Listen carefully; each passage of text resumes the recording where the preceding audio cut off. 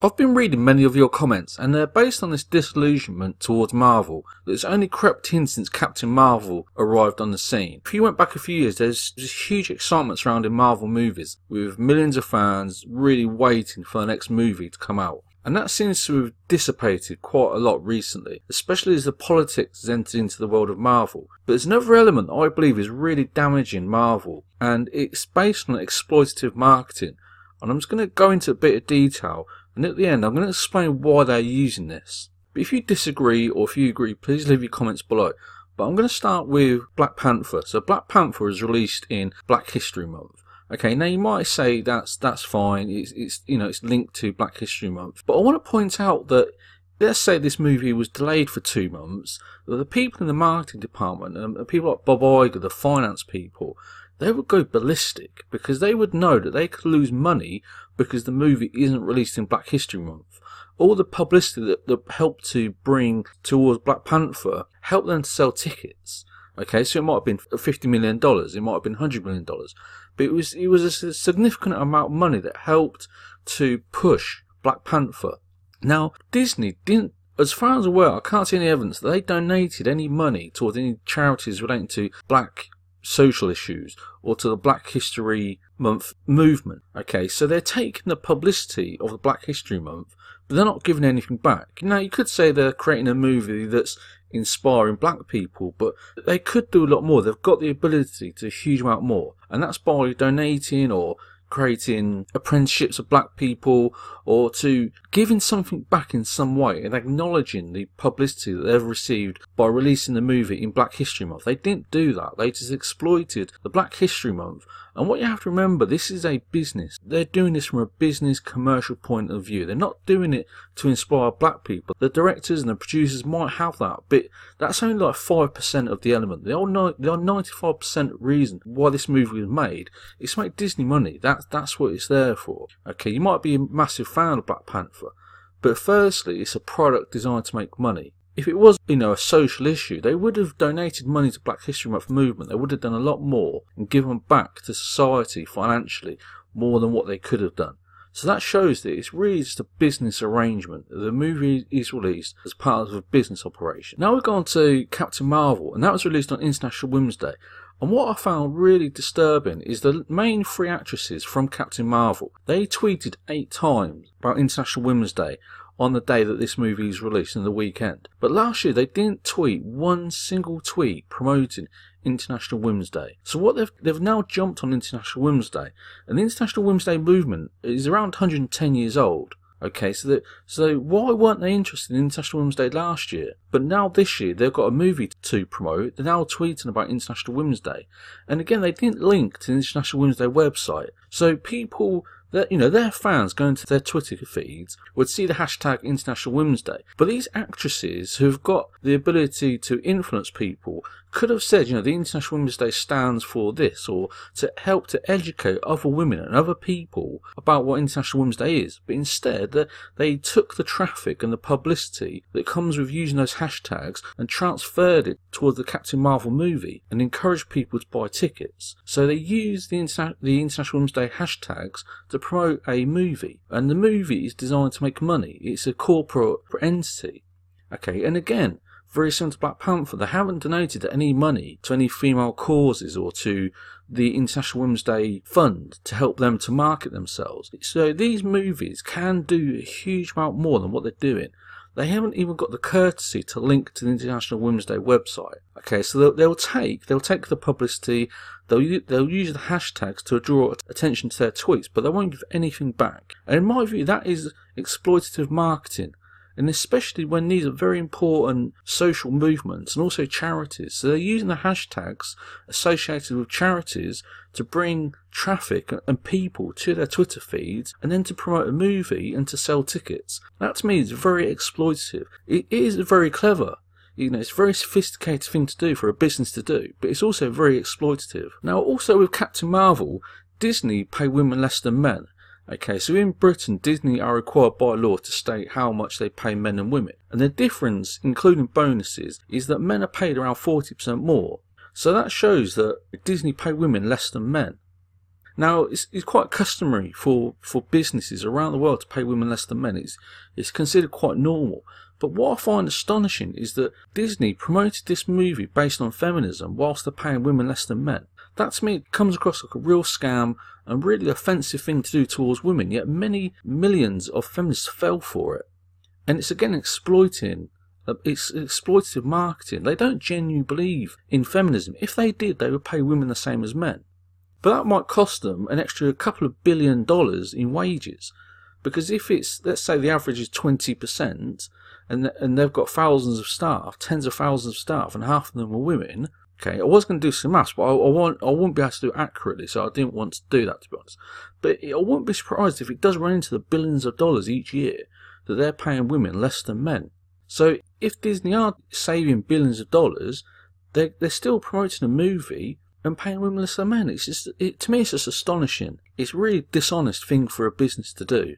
Okay, but that's how corporations run in today's society. Now, if you went back to the days of the suffragettes back in 1903 weren't bombarded with the forms of marketing that we are today. So things like internet advertising, television adverts, radio adverts, even talk shows, obviously they didn't exist back in 1903. So the suffragettes weren't being controlled or influenced by this very sophisticated, very clever marketing. So the suffragettes had more freedom of thought than what we do today.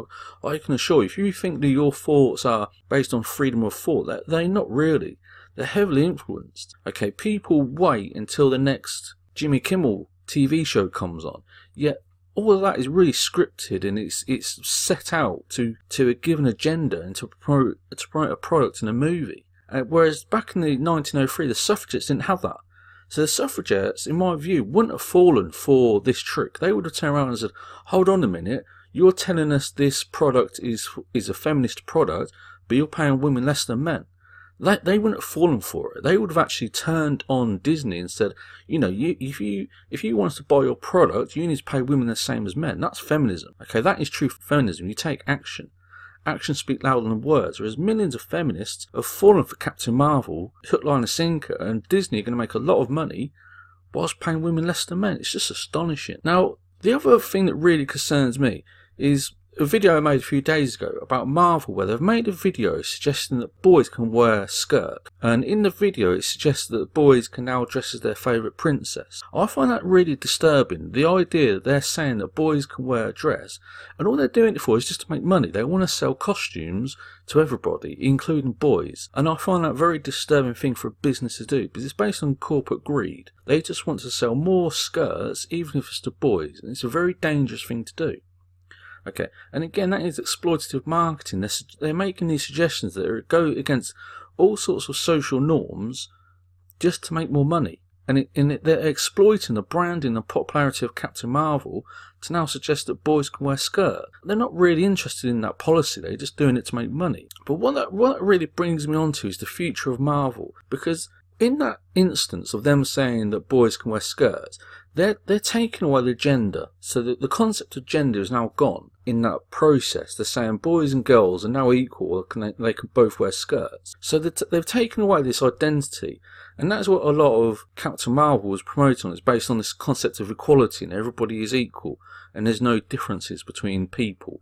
Everyone is the same, everyone has the same equalities. But if everybody has the same equalities and everybody is equal and there's no difference between each other, why are they making a movie or a character based on a religion? Because that goes against, it's a form of hypocrisy. They're saying there's no such thing as gender, boys and girls are the same, they can wear the same clothes, but now we're going to make a movie based on a particular religion. So what they're doing, they're moulding the societies and the politics and the differences around them if and when it chooses them. So if it helps them to sell costumes to boys, they'll do it. But if it helps them to create a new character that's targeted at a new customer base, i.e. Muslim people, they'll do that. In my view, you can't do that. You can't completely manipulate situations to suit a business. It's very dishonest. It's very exploitative. So one example I can really think of is it's a bit like, let's say you had Taylor Swift. Now, Taylor Swift has built a hugely successful pop career. She's probably one of the biggest pop artists of all time. And it doesn't really matter whether you like her or not. It's just the fact that she's built this huge pop grit. Now let's say she saw this growing market. Let's say, for example, reggae music was making a return, and then she started to make reggae music. She would only be doing that just to cash in on the reggae scene, or it could be grunge music, or it could be rock music. She doesn't genuinely believe in that genre of music. So it's like an artist moving into different genres of music just to make money from them. And that is, again, very exploitative. They don't genuinely believe in it, they're just using it to make money. And then they'll try and convince people that they're a great big reggae fan when they're not. It just becomes very transparent. And that is what a lot of the complaints that I'm seeing, and I'm reading online, I'm watching videos, and I'm seeing your comments, are based on that Marvel were going in these areas even though they don't truly believe it. Now, that brings me on to Shang-Chi. Now, I really like the idea of this movie. I'm really looking forward to this, especially the nunchucks and how they light up. I think this will be a really great character. And it's also based on Oriental elements, which, is really interesting. Obviously, you have the whole Bruce Lee wave in the 80s that was hugely popular. I really like this idea. But what I'm interested to know is, why are Marvel now doing this? Why are they creating different ethnicities of characters? And I think this comes down to the core reason of why Disney are starting to use this exploitative marketing. And the reason is they don't believe in these characters as much as their previous characters, or the current characters that are now coming to an end. So characters like Thor, Iron Man, Captain America, Incredible Hulk, these are grade A comic book characters that they've made huge amounts of money from. If you were in Marvel's shoes, you would go to these characters straight away, like Marvel did 10 years ago. And you would make the movies, you would make the Thor trilogy, you would make the Iron Man trilogy, and make a lot of money. But now Marvel have done that. They can't.